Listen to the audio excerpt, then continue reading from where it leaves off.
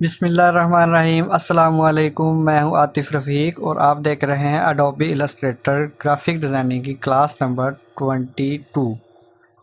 पिछली वीडियो में हमने देखा था स्वाचेस, ग्रेडियंट कलर और पैटर्न, कैसे पैटर्न ऐड किए जाते हैं। तो आज की इस वीडियो में हम देखेंगे पाथ फाइंडर। पाथ फाइंडर कैसे काम करता है। तो चलते हैं अपनी स्क्रीन की तरफ। सबसे पहले हम यहाँ पे विंडो में जाएंगे और यहाँ नीचे से देखेंगे पाथ फाइंडर, सर्च करेंगे। ये ये पाथ फाइंडर को हम यहाँ से बाहर निकाल लेते हैं। ठीक है जी, इस तरह से। तो अब हम देखते हैं, यहाँ पे मैं ड्रा करता हूँ कुछ एलिप्स। इस तरह से मैं इनकी कुछ कॉपीज ले लेता हूँ। ठीक है, अब मैं इन सब को सिलेक्ट करके जैसे ही मैं यहाँ से यूनाइट करता हूँ तो आप देख सकते हैं ये सब यूनाइट हो गए हैं। एक आउटलाइन में सेंटर में जो भी था वो सब इसके साथ यूनाइट हो गया। ठीक है जी। नेक्स्ट हम लेते हैं जी एक और एलिप्स और इसकी कॉपी करते हैं यहाँ से। अब हम देखते हैं कि जैसे ही मैं यहाँ पे लाता हूँ माइनस फ्रंट, इट मीन्स के यहाँ पे मैं इसका कलर कर लेता हूँ ब्लैक और यहाँ पे इसका मैं कलर कर लेता हूँ ब्लू। अब आपको अच्छे से समझ आ जाएगा। माइनस फ्रंट का मतलब है जो कि सामने हमारे फ्रंट पे इस वक्त हमारे ये ब्लैक वाला सर्कल है, और जब ये माइनस होगा तो ये ब्लू के जितना ऊपर है ना वो सारा एरिया माइनस हो जाएगा। इस तरह से मैं आपको करके दिखाता हूँ। ये देखें, ये ब्लू का उतना उतना सर्कल गायब हो गया जितना ब्लैक ब्लू के ऊपर था। ठीक है जी, फ्रंट वाला टोटल गायब हुआ है लेकिन बैकग्राउंड वाले के उतने एरिए को। ठीक है जी। अब नेक्स्ट हम लेते हैं इसमें एक और सर्कल।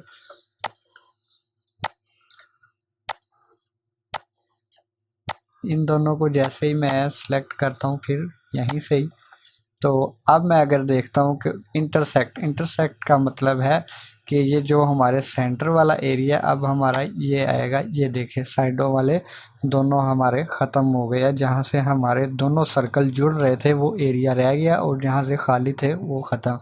इससे नेक्स्ट बिल्कुल इसके ऑपोजिट है, जहाँ से हमारे दोनों सर्कल जुड़ रहे हैं वो एरिया ख़त्म हो जाएगा और साइडों वाला रह जाएगा। इस तरह से आप लोग देख सकते हैं। ठीक है जी। नेक्स्ट हमारे पास आ जाता है जी डिवाइडर।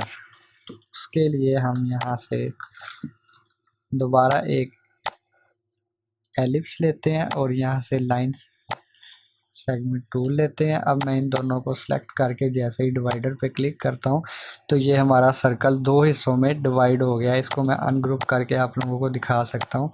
ये देखें, हम इस तरह से इसके कलर दोनों के चेंज कर सकते हैं। एलिप्स का हमारे टोटल कलर चेंज हो गया। ठीक है जी। ये था जी डिवाइडर। नेक्स्ट इसके बाद हमारे पास आता है जी ट्रिम। ट्रिम हमारा क्या काम करता है वो मैं आप लोगों को दिखाता हूँ।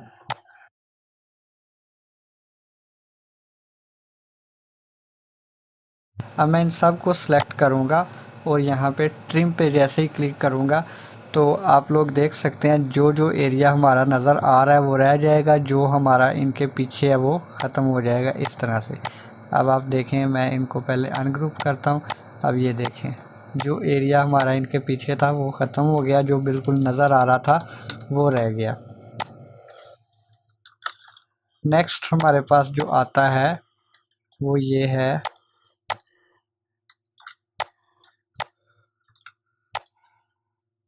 इसका कलर भी मैं चेंज कर लेता हूँ और इसका कलर भी मैं चेंज कर लेता हूँ। ये जो हमारे पास यूनाइट था ना, ये जब जैसे हम यूनाइट करते हैं तो जो फ्रंट पे कलर है हमारे वो सारा एक ही जगह पे फिल हो जाता है। अब ये जो हमारे पास है ये मर्ज है, इसको जैसे ही हम क्लिक करेंगे तो ये इसके साथ मर्ज तो हो गया, लेकिन जो बिल्कुल कलर इसने जो जिसका है वो ही रखा था। इसके अलावा हम इसको अनग्रुप करें तो ये बिल्कुल एक ट्रिम की तरह ही हमारा ये वाला ना इस टूल की तरह ही काम करता है। ठीक है जी। इसमें बस थोड़ा बहुत डिफरेंट है, वो आगे चल के हमें प्रोजेक्ट्स में जब हम काम करेंगे तो समझ आ जाएगी। नेक्स्ट हमारे पास क्रॉप टूल है। क्राफ्ट टूल को हम यूज़ करने के लिए यहाँ पे करेंगे डिफ़ॉल्ट कलर। मैं क्राफ्ट टूल यूज़ करता हूँ, तो जो हमारे फ्रंट पे सर्कल था उसके ऊपर जितना एरिया दूसरा नज़र आ रहा था वो रह गया, ठीक है, फ्रंट वाले के ऊपर जो दूसरा एरिया था, और बाकी ख़त्म हो गया। इसके अलावा मैं इनको अनग्रुप करके आप लोगों को दिखाता हूँ।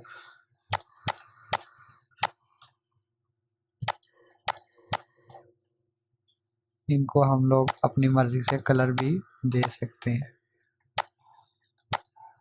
ठीक है जी। ये भी तकरीबन उसी तरह सही है। ये जो हमारा ट्रिम है इनमें बस थोड़े बहुत फ़र्क है, ज़्यादातर ये ऊपर वाले चारों यूज़ होते हैं, ये नीचे वाले यूज़ नहीं होते। इसके अलावा हमारे पास नेक्स्ट जो टूल है आउटलाइन का। आउटलाइन के लिए मैं इसका फिल कलर करता हूँ ऑफ। तो अब यहाँ मैं एक दो और सर्कल लेता हूँ, ठीक है जी।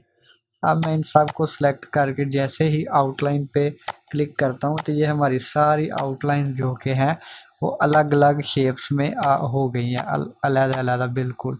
ये देखें, इनको मैं अनग्रुप करके आपको दिखाता हूँ। ये हमारी आउटलाइन अलग हो गई है, ये हमारी अलग हो गई है। ये देखें, इस तरह से हर आउटलाइन हमारी बिल्कुल अलग से हो गई है।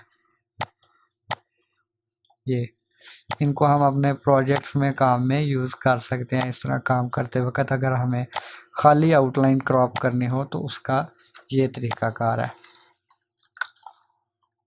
माइनस बैक, जैसे ही हम क्लिक करेंगे तो ये बिल्कुल उसी तरह से है जैसे हमारा माइनस फ्रंट का टूल था।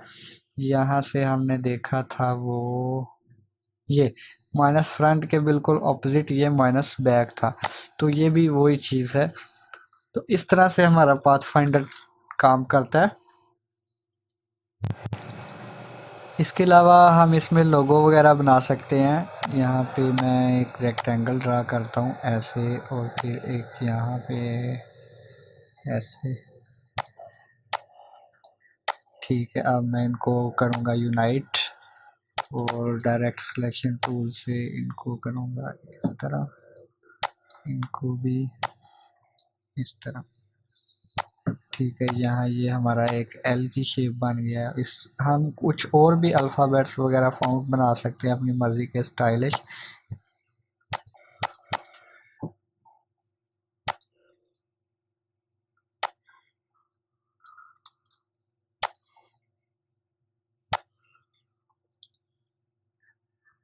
इस तरह से इसके सेंटर में क्लिक करूँगा और स्केप दबाऊँगा, और अब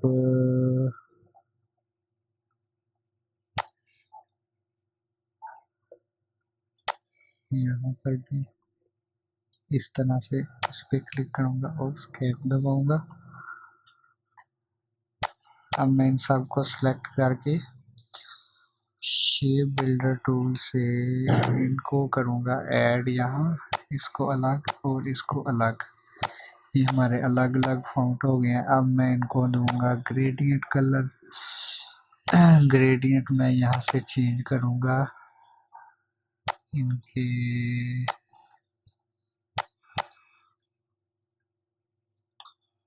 इधर मैं रख लेता हूँ ये कलर, और दूसरी तरफ रखता हूँ ये वाला।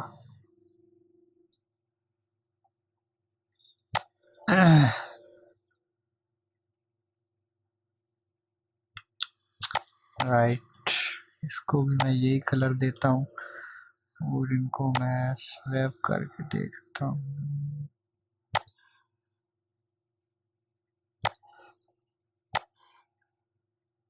ये ऐसे, अब यहाँ भी मैं यही ग्रेडियंट देता हूँ, और इनको भी स्वैप करके देखता हूँ, और इसको भी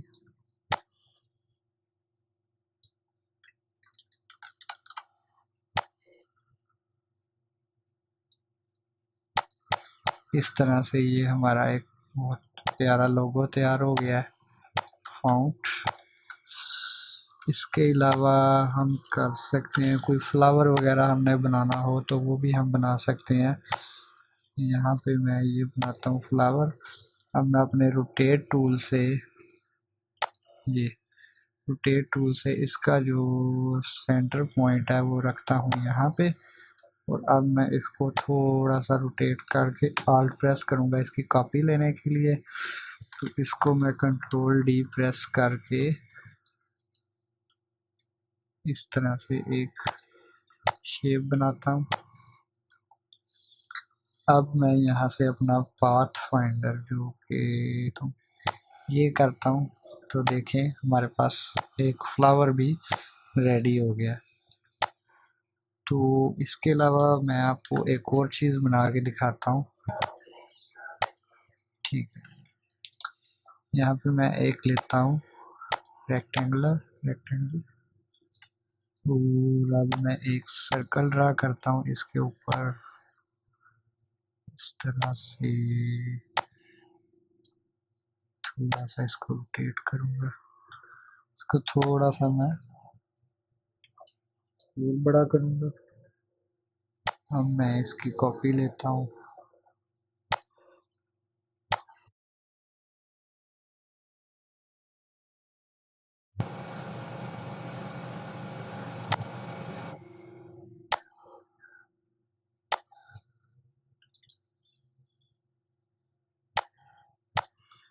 इस तरह से। तो अब मैं इसके ऊपर एक रेक्टेंगल और ड्रा करूँगा।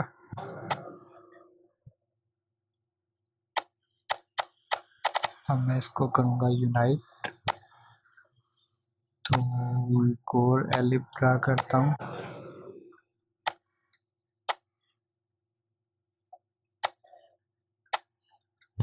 अब मैं फिर इसको करूँगा माइनस फ्रंट, इस तरह से। तो अब मैं यहाँ पर एक और रेक्टेंगुलर लूँगा, इसको मैं करूँगा थोड़ा सा यहाँ से छोटा, इस तरह से, और कर लें चाहे इस तरह से। इसको मैं यहाँ से अलाइन करूँगा सेंटर, इसके ऊपर मैं एक और एलिप ड्रा करूँगा इस तरह से।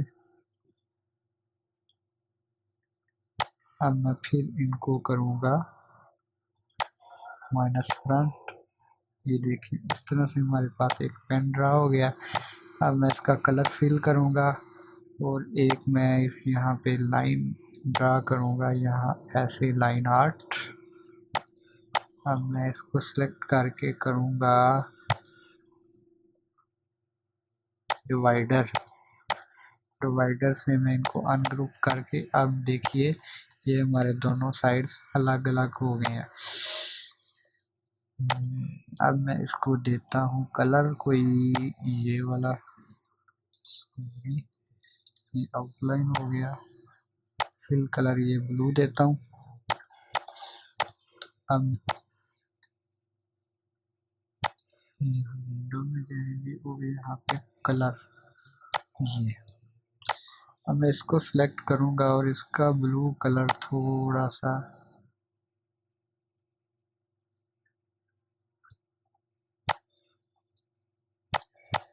इस तरह से करूँगा। आप लोग देख सकते हैं हमारे पास कैसा एक पेन ड्रा हुआ है बहुत अच्छे से।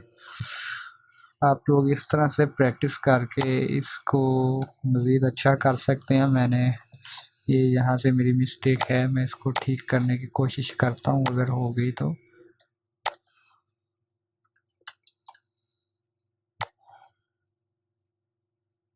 ये अब ये करेक्ट है बिल्कुल।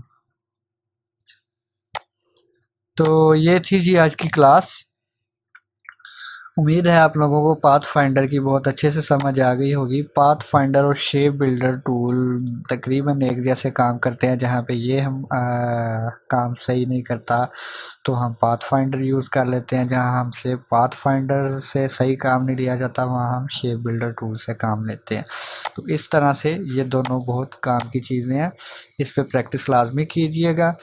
इंशाल्लाह हमारा बेसिक लेवल जो है कंप्लीट होने को है, तकरीबन नेक्स्ट 2-3 लेक्चर्स में हम ये कंप्लीट करेंगे।